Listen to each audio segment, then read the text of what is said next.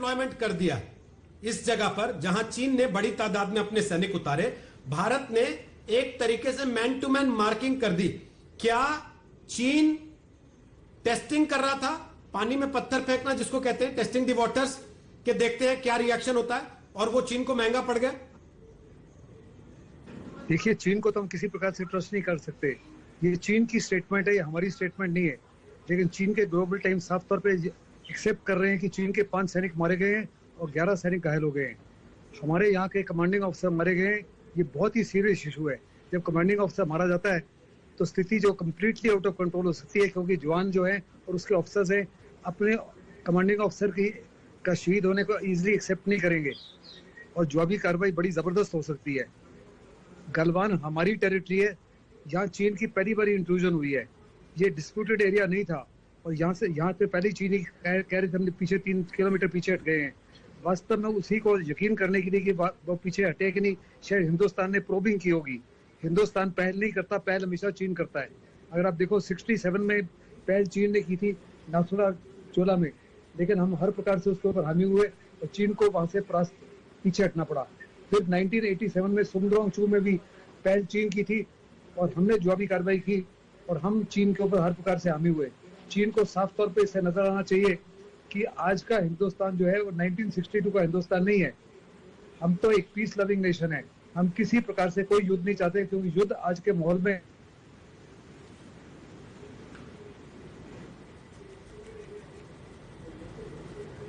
तो हमने साफ तौर पे ये कहा है। लेकिन सर आवाज सुन नहीं पा रहे, वापस आते हैं आपकी। जी सहगल साहब, वापस आता हूं आपके पास। पीके सहगल रक्षा विशेषज्ञ हमारे साथ हैं, मेजर रिटायर्ड AK सिवाच हमारे साथ हैं, जो लगातार बात कर रहे हैं कल रात चीन के और भारत के बीच हुए तनाव को लेकर। ग्लोबल टाइम्स चीन का ये कह रहा है कि 5 चीनी सैनिक मारे गए हैं, 11 चीनी सैनिक जख्मी हुए हैं। लेकिन जिस तरीके का चीनी मीडिया माना जाता है AK सिवाच साहब, और जिस तरीके से चीन अपने मीडिया को इस्तेमाल करता है प्रोपेगेंडा के लिए, क्या इस बात पर यकीन किया जा सकता है कि उनके 5 सैनिक मारे गए? क्या यह संभव है कि चीन इस समय यह जताने के लिए कि साहब देखिए शुरुआत हमने नहीं की थी, इनकी तरफ से हमें मारा गया है, हम विक्टिम हैं, हम ज्यादा नुकसान में हैं, ऐसी परिस्थिति क्रिएट करने की कोशिश कर रहा है चीन? बिल्कुल हो सकता है। ग्लोबल टाइम में माहिर है। ये एक प्रकार साइकोलॉजिकल वारफेयर और आपका इंफॉर्मेशन वारफेयर में चीन माना हुआ है। और लगता है जो आप बातचीत बता रहे हो, कहीं ना कहीं ये बात सच हो सकती है। कहीं दर्शाना चाहता है कि आपके एक अफसर और 2 कैजुअल्टी हुई हैं, हमारी भी 5 जवान शहीद हुए हैं और 11 घायल हुए हैं। कहीं ना कहीं वो एक प्रकार से ब्लेम भारत के ऊपर डालने की कोशिश कर रहा है। मगर मुझे पूरा विश्वास है कि भारत ने ये स्टार्ट नहीं किया। भारत चाहता है डिफ्यूज हो सिचुएशन, मगर ये सोची समझी साजिश भी हो सकती है चीन की। इसको हमें बड़ा सीरियसली लेना पड़ेगा। और ये बात ठीक एग्री करता हूं पीके सहगल साहब की, क्योंकि अगर हमारे अफसर जो कमांडिंग अफसर कैजुअल्टी होते हैं, जो कि एक बटालियन के कमांडिंग अफसर होते हैं, तो सिचुएशन बिल्कुल आउट ऑफ कंट्रोल हो सकती है। कोई भी नहीं चाहेगा फौज में कि उनका कमांडिंग अफसर इस प्रकार से शहीद हो। तो ये जो आज की तारीख में एक प्रकार से सिचुएशन बहुत ज्यादा वोल्टाइल है दोनों तरफ से। और चीन को यह समझना पड़ेगा कि अब ये कमजोर भारत नहीं है, ये 1962 का भारत नहीं है। 1967 में जब नथुला में आपस में हमारी टक्कर हुई थी तो 400 चीनियों को हमने शहीद कर दिया था और उनको मौत के घाट उठा दिया था और अपने 80 कैजुअल्टी हुई। तो एक प्रकार से चीन को समझना पड़ेगा। पर यह चीन की दगोली हरकत है, इसके ऊपर आप बिलीव नहीं कर सकते। जो ग्लोबल टाइम बोल रहा है, जब तक हम इसकी पुख्ता नहीं करें, हमारी डिफेंस मिनिस्ट्री पुख्ता नहीं करें कि चीन की तरफ से कितनी कैजुअल्टी है, नहीं तो वो एक विक्टिम कार्ड खेल रहा है कि हमने पहल नहीं की, भारत ने पहल की और हमारी भी कैजुअल्टी है। तो कहीं ना कहीं ये एक बड़ी सोची समझी साजिश है, इसके ऊपर हमें पढ़ना चाहिए। पर ओवरऑल मुझे लगता है सिचुएशन जो है टेंस है, क्योंकि जब कमांडिंग अफसर किसी पलटन का शहीद हो जाता है तो सिचुएशन कहीं भी जा सकती है। मगर अगर हम नहीं चाहते ये सिचुएशन खराब हो, मैं ये नहीं जानता और समझता हूं कि भारत नहीं चाहता कि लड़ाई हो, चीन भी शायद नहीं चाहेगा। मगर अगर चीन ऐसी हरकत करेगा तो ये सिचुएशन आउट ऑफ कंट्रोल हो सकती है। इसको संभालना पड़ेगा और इसको डिप्लोमेटिकली और पॉलिटिकल लेवल पे ही अब संभाला जाएगा कि मिलिट्री लेवल पे एक प्रकार आपस में कॉन्फिडेंस टूट गया है, क्योंकि जो कॉन्फिडेंस चीन ने तोड़ा है, इस प्रकार से ये एक प्रकार से पीठ पे छुरा मारने वाली बात है कि जब हम डिसएंगेजमेंट की बात कर रहे हैं, उन्होंने वायलेंस इस्तेमाल किया। पिछले लगातार 1.5 महीने से भारत और चीन के बीच बार बार बातचीत हो रही थी।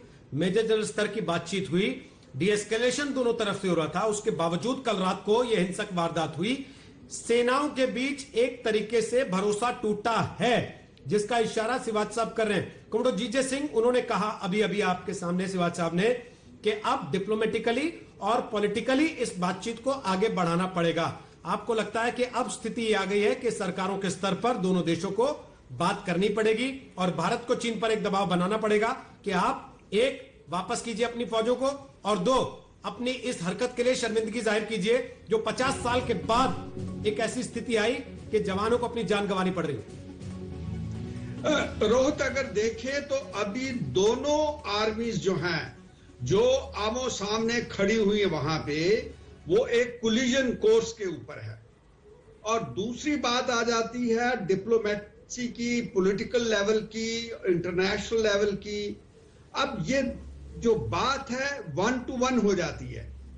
जैसे China against India, India against China, हमारे 3 मर गए, उनके 5 मर गए। वो कहेंगे कि हमने शुरुआत की, हमने उनके 5 मार दिए, उन्होंने रिटेलिएशन में हमारे 30 मार दिए, 3 मार दिए। और हम कहेंगे, क्योंकि हमें तो सच्चाई मालूम है क्या होता है वहां पे, कि उन्होंने हमारे अंदर आकर ये पहले तैयारी कर ये लाठियां और बैटन्स और ये सब प्लानिंग करके आए। तो ये एक गुंजल बन जाती है, ये एक कॉम्प्लिकेशन बन जाती है। इसको रिजॉल्व करने के लिए अभी जब तक दोनों मिलिट्री और पॉलिटिकल लेवल के लोग आपस में बैठकर उसको शांतिपूर्वक तरीके से इसका कोई रेजोल्यूशन नहीं निकालते, इसका फैसला नहीं करते, इस टाइम इसके बारे कहना मुश्किल है। क्योंकि हमारे जवान कोशिश में रहेंगे कि इसका बदला ले, और उनके जवान भी ऐसे अपने मोटिव रोल में कुछ न कुछ करेंगे।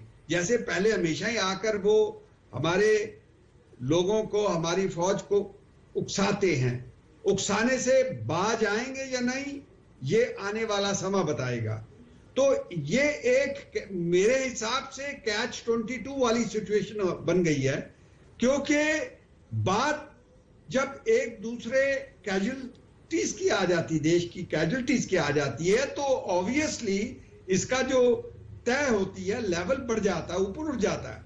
और हम भी इस तरफ पूरे तैयार हैं। और दूसरी बात हमें समझ में रखनी चाहिए, वो ये बहुत जरूरी है, वो ये है कि अगर डिप्लोमेटिक बात सक्सीड होती है, जब पॉलिटिकल लेवल के बात सक्सीड होती है, उसके पीछे उनकी कैलकुलेशन के अंदर, दोनों देशों की कैलकुलेशन के अंदर आपकी कितनी मसल माइट है वो जाती है।